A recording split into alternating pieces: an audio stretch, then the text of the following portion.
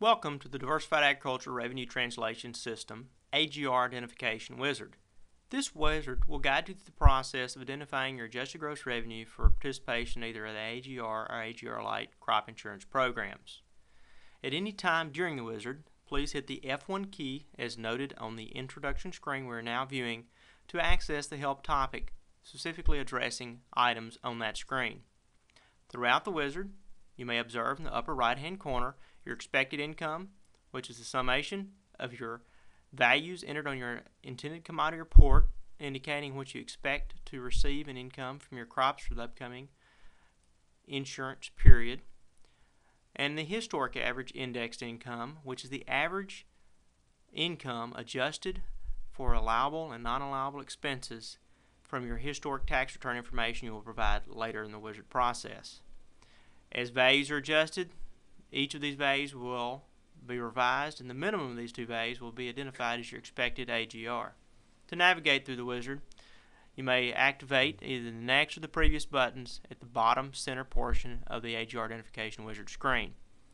Please note this screen was launched under the DARTS Tools application on the DARTS Launchpad, which was activated by clicking on the icon on your desktop, by clicking on the DARTS AGR ID Wizard link on the Launchpad. Now let's begin the process by hitting the next button. Would you like to check for eligibility to be covered by the AGR or AgriLogic crop insurance programs? Respond to each question of eligibility. We respond to each one of these yes, except this one we're not sure about, so we'll respond maybe. For any links that you see within the program, you may click on that link, which is clarification on a specific word, and it will launch the help topic associated with that link. For instance, the definition of resale. What does resale constitute? Also, remember hitting the F1 link will take you to the topic in the AGR help section. Okay, let's continue through the wizard. Hitting the next button, it notes that we have activated a maybe response. It says it appears you're eligible for coverage by the AgriLogic crop insurance programs, therefore we're continuing the process. If you'd responded no, it would ask you to go back and evaluate your responses, otherwise you may not be eligible. The first thing after the eligibility questions that you encounter is a screen to indicate which counties, which state and counties you are producing your crops. In this example, we are producing counties in Fresno County, California, as well as Tulare. You should indicate which of these two counties, or more counties that if you choose to add additional by hitting the add button, is the primary county that you are producing your crops. You're producing livestock. Under the livestock screen, which will be the animal intended commodity report, you indicate what type of animals. In this instance, we have stock or steers. If you did not understand what this specification was, you can either hit the F1 key or click on the Explain This link that addresses the specific topic. We have 5 steers with an average weight of 740 pounds and $1.16 per pound average value for a total cost of $2,932. Clicking the add link, the add button at the bottom, we can add additional categories. We have also produced stocker heifers.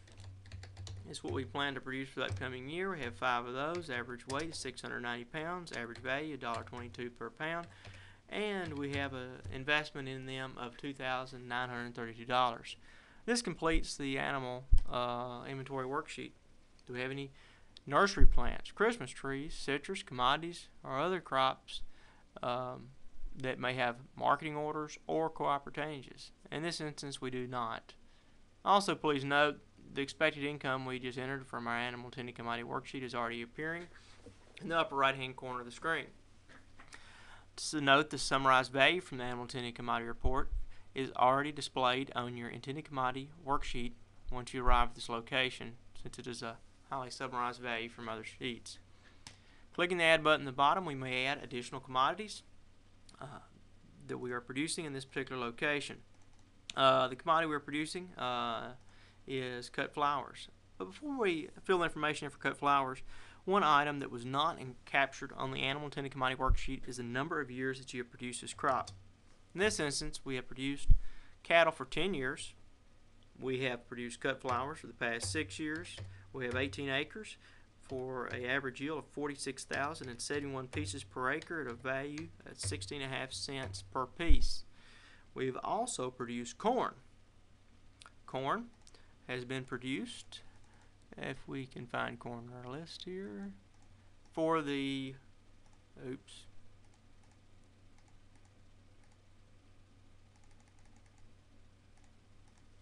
for the last 15 years. 350 acres, average yield is 180 bushels per acre, $4.07 per bushel expected value. We've also produced asparagus. Asparagus has been produced the last 20 years, 240 acres of asparagus, 29 hundredweight per acre, and $125 per hundredweight. One feature that we're going to show, we have one more commodity that I've hit the add button.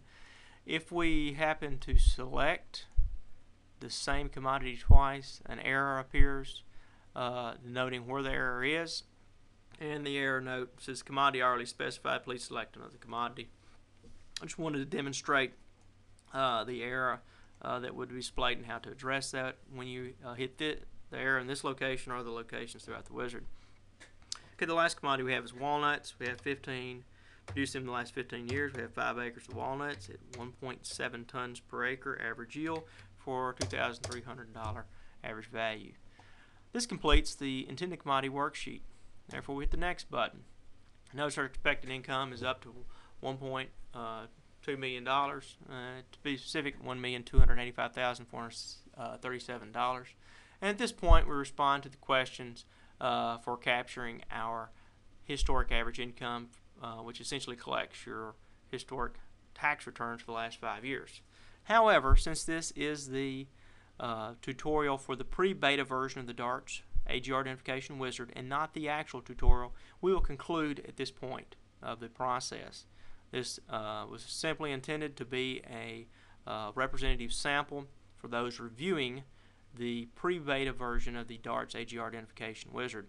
Once the beta version has been released and version 1.0, revised tutorials for the DARTS AGR Identification Wizard will be published on YouTube and at the www.agrilogicconsulting.com/DARTS website.